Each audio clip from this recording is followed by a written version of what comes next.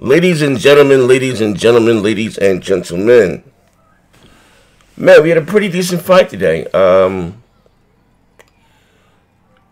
Spence Jr. versus Mikey Garcia. I haven't done one of these in a while, right?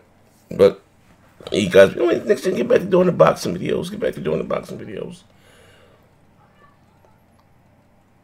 Mikey fought the wrong fight. You had to tell the two stories here. You had a really good big man, and you had a very good little man. Traditionally, of course, the really good big man will always beat the very good little man, right? In some cases, no. I'll give you an example. Sugar Shane Mosley moved up two weight classes. He went from 135 to 147 and fought Oscar De La Hoya. He went from being a super lightweight, which is 135. He skipped the junior welterweight department, and which is 140, and went straight to 147 and defeated Oscar De La Hoya, I believe it was in 2000, at the Staples Center, if I'm not mistaken. I mean, Floyd Mayweather fought Canelo Alvarez, something we all right, shit. Canelo just won a belt at 168 pounds, literally.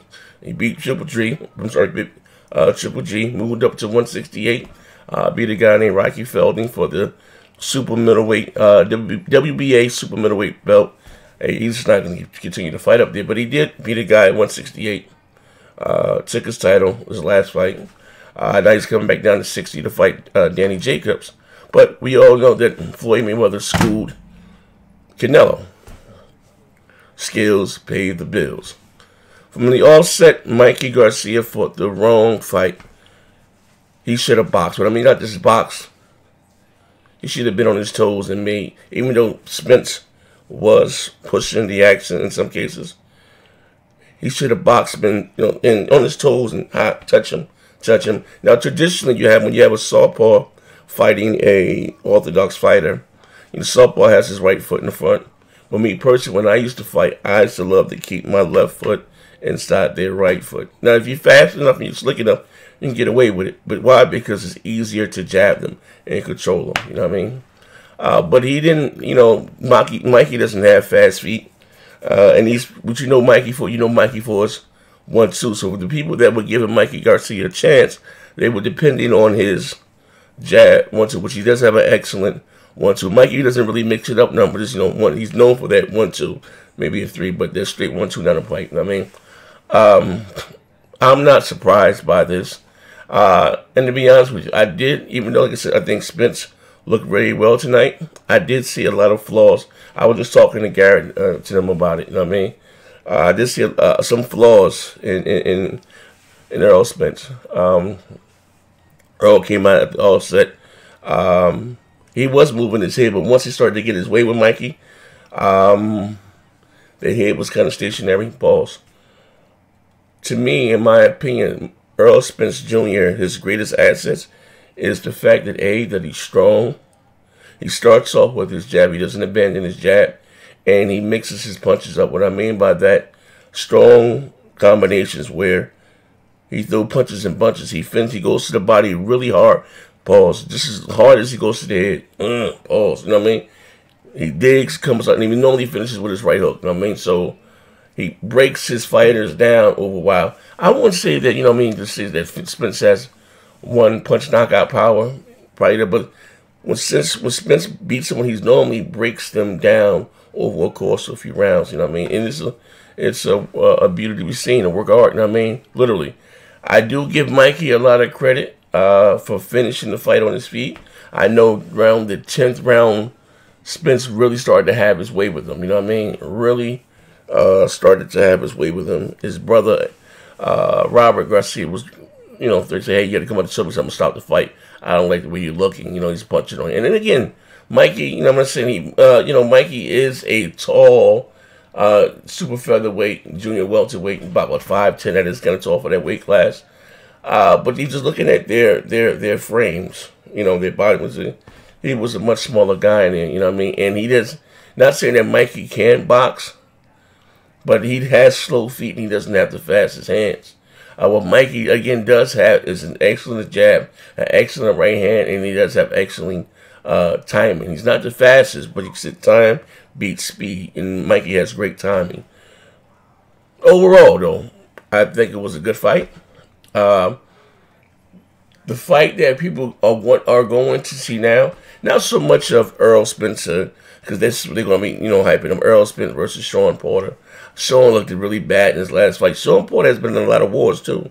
Shawn has been in a lot of wars. Shawn has in terms of, I won't say experience, but he's been been a professional at least 4 years longer than Errol Spence. And Shawn just really has one way, just straight ahead, bulldoze. But even though his last fight, when he fought Uganis, he boxed a lot on his feet. Wasn't effective boxing, with flicking the jab from the outside. Because I ain't gonna lie, I think Shawn lost that fight, and the Cuban guy was hurting him, you know what I mean? But if, when Earl and Shawn, they do that fight, if Kenny Porter lets them fight, Kitty P. Porter, I think Earl will most likely walk him down too, you know what I mean? Shawn is a bully when it comes to people that he's bigger than, naturally big, like, you know what I mean? He's much bigger than Adrian Broner. You don't believe Shawn Porter fought at 168 pounds in the amateurs. He shrunk himself down to get down to 147. He's already built like a linebacker, and he just goes in there and mauls. I'm not a big fan of Porter, but it works for him. I'm not a big fan of his fight style, but it works for him. But he lost, I'm gonna say, a step or so. He really didn't look good in his last fight. Really didn't. And Shawn has had a few wars, toe-to-toe slugfest with a couple jokers, and again, that takes time, off your career. Like you say, the less you get hit, the longer you last in the business.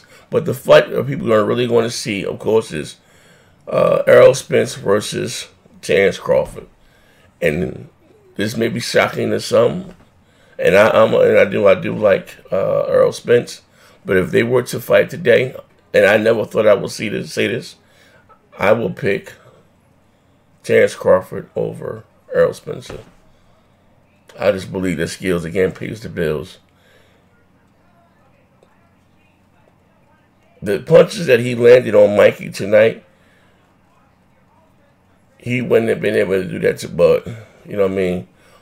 Bud punches, on Saturday. I know, I've never been hit by either one, but Bud has more pop on his punch than Mikey does, you know what I mean? So old boy would have been to just walk him down like that, not moving his head in, and at the same time, Bud is giving him angles. He's going from off the southpaw to orthodox, you know what I mean? Throwing straight right hands to the body, mixing his punches up, you know what I mean? So if they were to get to fight today, and not saying Earl looked bad, I just don't like when he just, at the beginning, moves his head. Once Earl gets you in his sight and he's put his punch, he's able to have his way with you and move your leg. It's work. Listen, you gotta look at the little things that Earl does. Like it's beautiful how he not even so much punches him, when he goes down to the body and he's able to, how should I say, without losing you guys, he's able to turn his opponents at will, and that's why that right hook, like I said, 9 out of 10 always lands. He's able to turn his opponents and puts his head down and rips so hard to the body. And again, I'm sorry, I'm not to get too long. I'm gonna end this video here. Earl digs to the body just as hard as he goes up top. Literally, he digs to the body. Let's look at his punches.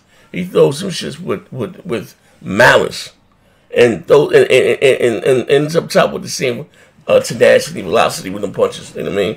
And like I said, Earl just breaks you down over the course of the 4-5 rounds. You know what I mean?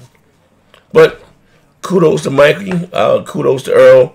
Both fighters were able to leave the ring walking. Like I said, boxing is a very, very dangerous sport. You see, you play basketball, you play football, you don't play boxing.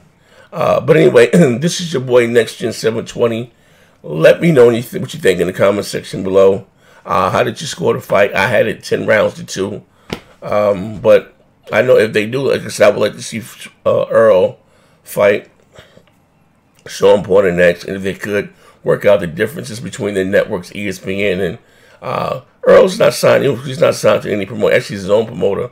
But you know, if Bob Arum wants to work with Al Heyman, I would like to see maybe next year, in the next year, Errol Spence versus Terrence Bud Crawford. But anyway, this is your boy next year, December 20. Let me know what you think in the comment section below. I'm out of here. Let me know what you scored the fight. Like I said, I scored it 10 rounds to 2. But I'm out of here.